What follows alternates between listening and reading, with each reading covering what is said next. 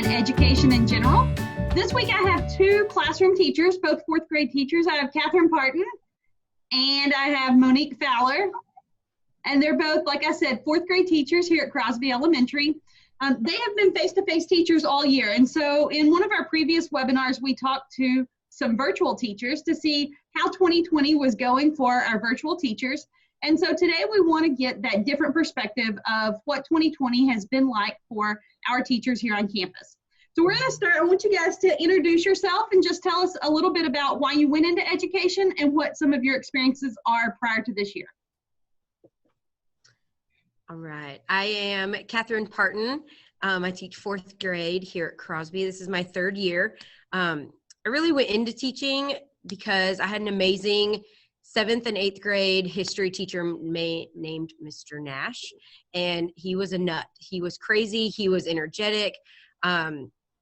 We reenacted the whole Civil War. We had bayonet gun things. I mean, it was not like anything I'd ever seen, and I just knew, like, this is what I want to do. I want to be somebody like Mr. Nash. Like, he was fun. He was exciting. All the kids loved to go to his class.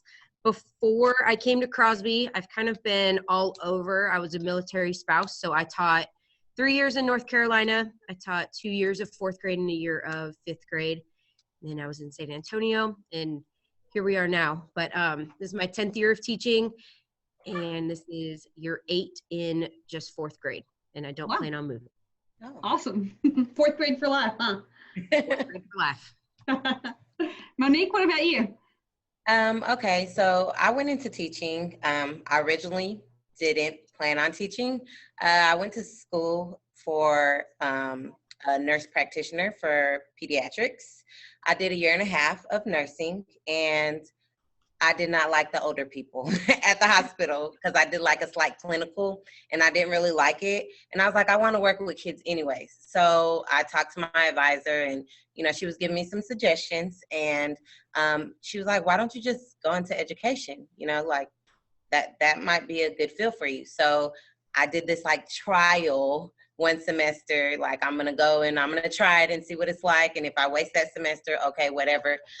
Well, I went into education and I loved it. Like, I absolutely loved it. When I started my observations, it was awesome. And I was like, yeah, I could do this for the rest of my life, So that's kind of what took me into education. This is now my 9th year teaching, my 3rd year in 4th grade. So I taught in East Texas and Longview for 5 years, pre-KK, integrated because we had 2 hours of Montessori block. And then I taught in Pleasant Grove for 2 years. One of those years being 2nd grade, the other year being 4th grade, reading and social studies only. And I have been at Crosby for 2 years, 4th grade, all content, self-contained, and it's been fun. So I thought I wouldn't like the upper grade, but I just realized that I just love doing what I do, regardless of what grade it is. That's cool. And that is something that's a little bit unique about Crosby, is that a lot of 4th grades nowadays aren't self-contained. So was that an adjustment for you guys? Like, was the 4th grade you taught before self-contained or no? No, it was just, for me, it was just reading and social studies. We were departmentalized. What about for you, Catherine? I started in North Carolina. They were not departmentalized, even in San Antonio, the school I taught at. So I've kind of done a little bit of both. And then even when I was compartmentalized, I taught math and science 1 year, and then I taught reading and writing 1 year. So it was just throw it in a hat and let me teach it. It's just all together. Yeah, so it works.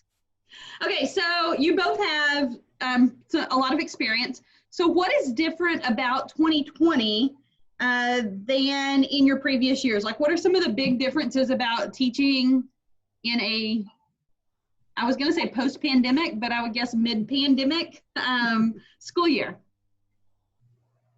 Go ahead, Fowler. Okay, so for me, I think it's more of the physical, emotional piece. It's just a lot different because, you're used to giving your kids hugs, high fives, encouraging them physically and verbally.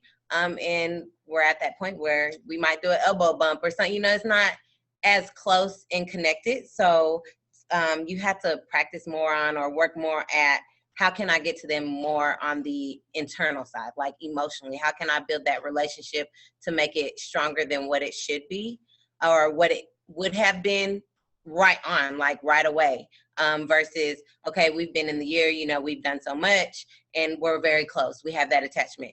Now it's like, how can I build those attachments from the jump without knowing them, without them knowing me, and just forcing that on them, really. And can I pause there? One, how do you think you're doing at that? And if you feel like you've kind of figured it out, what would you tell some other teachers who might be struggling with that? Like, how do you build those relationships more speedily? I would summarize that by saying. I mean, me personally, I usually have a really good communication with my kids. I build a rapport anyways.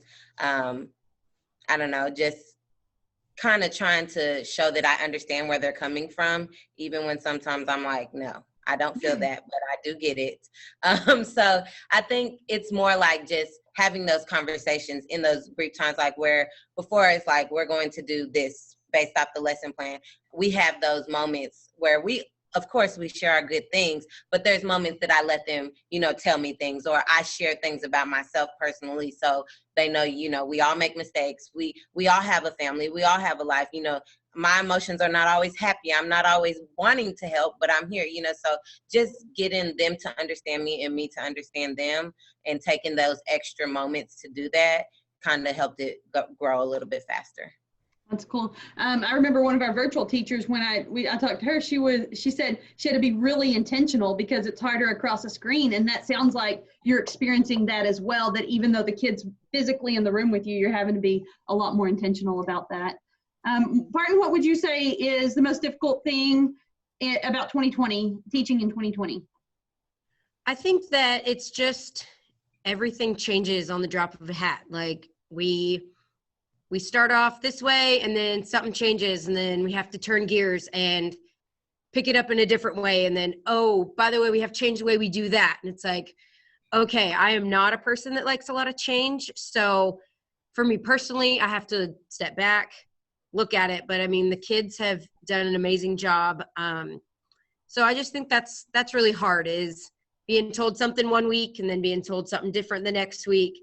So just kind of week to week, our routine can change, what we're doing is going to change, and just trying to stay positive through it all. So yeah, and that's hard because I know that you work out a lot. I see it on your Facebook all the time.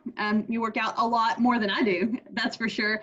But it reminds me some of muscle memory. After you've done something for a while, you're able to be less intentional about it because your muscle memory kicks in and you can do that more. Right. And that is one of the hard things about just the constant change, is that about as soon as that natural ability to just kind of go with what you're doing kicks in, it changes. And then you have to start that all over again. So that makes a difference. So what about the best thing? Like, what's the best thing about 2020? Like, for me, it's a lot of the relationship building. I mean, as far as my team, last year we were split, you know, across the halls. And because our school had houses. So if you weren't familiar, we had a house. Half of the fourth grade team was on one side of the building, half on the other. So we've put them back together now. So even though like we don't do like big grouping or anything like that, I feel like, you know, our relationship as a team, like we get to fully work together. We get to fully plan together, which was kind of stripped from us before. Like we would plan, but it was like, I don't know what Gray House is doing because we're over here on Red House. So it was like Red House, we're like, okay, we're going to do this. Gray House is like, well, what are y'all going to do? We're going to do this. So, you know, just being able to bring it all together, kind of like putting those pieces of the puzzle together. I think that that's like the best thing, the whole collaboration, being able to do that this year has been a lot better for me in Comfort. It just seems a lot more supportive. And with this year being the way that it is, support is very necessary. You need that support from each other. Yeah. What do you think, Barton? I think one of the best things is just seeing the kids. They're happy. The kids are happy to be here. I haven't had a single kid complain about a face mask or a shield. They still get to work with their friends. I can still have small group at my table. And so just, I guess, celebrating just those little things that can make our day feel like last year, where we can interact with each other and just keep it positive. That's probably the best thing, is just seeing how happy they are every day when they come in. Yeah, we're tired, but at the end of the day, like, they get to spend all day with their friends. They got to learn, they got to be away from mom, dad at home, sister, brother, whoever that they've been stuck with for days on end.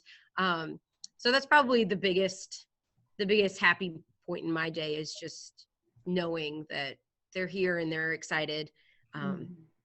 When you hear that about just education in general, that things have changed so much this year and it's really hard, but kids are really resilient, and that connectedness that we get from having human interaction outside of our family, and the social development piece of children needing that interaction to develop socially, it's true. Like, the kids are so resilient, and they're having a great time, on campus. They've had good experiences, so that's really good.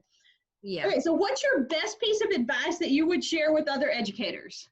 So both of you have a lot of experience. Both of you are great teachers. What would you share as your best teaching advice to other educators? I would say learn to be flexible, and learn to turn off work and focus on yourself. So being flexible, like I said, we came back to school and we had protocols. The next week we had different protocols. First week of school we had different, and it was a lot, and it was overwhelming. But if you are going to be stuck in your ways and not be flexible, then you're going to have a rough time. And then I think it's really important. I know a lot of teachers, like, I tried to do this because I started teaching when I had a 2-year-old. You just have to turn it off. That lesson plan will get done tomorrow. Those graded papers or not graded papers that need to be graded, they'll get done. But go home, enjoy your family, enjoy your babies, enjoy sitting on the couch. Just find time, whatever it is. I personally like to work out. That's my time that I do. Just find something that makes you happy, that's not necessarily work related. I think that'll help your longevity of your joy for teaching. So I like that. That's good.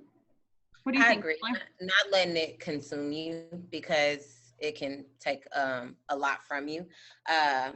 For me, I guess my best piece of advice would be to know your stuff. No matter what is going on around you, know that what you're doing, you can be successful at it. And if you feel uncomfortable or you feel like you have room to grow, use your supports. Like, we're teachers. We borrow, we steal, we take, we do all of that. So, I mean, get what you can to better yourself. Like, don't get in that sunken place because you're not taking that extra time for yourself. You're not asking for help when you really need it, because we're in the helping business. That's what we do. So just know your stuff and know that it's okay to get help if you need it. I like that. We always say, I have found in class, some of my smartest kids are the ones who are the willingest to answer the question, because they know they don't know, and they have enough confidence to know that if I don't ask it, then I'm not going to get any better. And sometimes I would have struggling students who didn't want to look like they were struggling, so they wouldn't ask the question, and so they would continue to struggle even more. And that's true with adults too. If you're struggling, have the confidence that's good advice, to have the confidence to reach out and say, hey, I know that I don't know and I need help. Because that is, like you said, that's how you're going to grow, and that's how you're going to get out of feeling so overwhelmed, because we are all in it together, and we need each other. Okay, so last thing, what encouragement do you want to share with other educators? Leave them on a high note of how they can go out and continue to make a difference, or whatever it is. What do you want to share? I'll stop talking. Just always know that you can grow. Maybe this is a hard year. Maybe you have a hard class, or kids that pull your strings all day, but next year it's going to be different. Next month it could be different. It's all about your outlook and your attitude. If you have positive attitude, it can get better. If you are going to dwell on that kid or that situation, it's not. So just know that it can always get better no matter what. So okay, so like for me, my launch for my students this year, I tell my son all the time, every day is a new day. Every day's a new day for us to make a better us. We're gonna make mistakes. We're not perfect. We're human. So do what you got to do to fix those mistakes. Learn from them. The next day, it's a new day. It's fresh. start over. That's the biggest thing. Like, I teach that lesson. I have to tell myself that sometimes, like, you go to bed mad, wake up, it's a new day. Let's start fresh. So I like that. Well, thank you guys both for being on here with us today. I've really enjoyed talking to you and getting to hear from you. And thank those of you who have tuned in to watch our webinar. We will see you next time here at the Ed Exchange.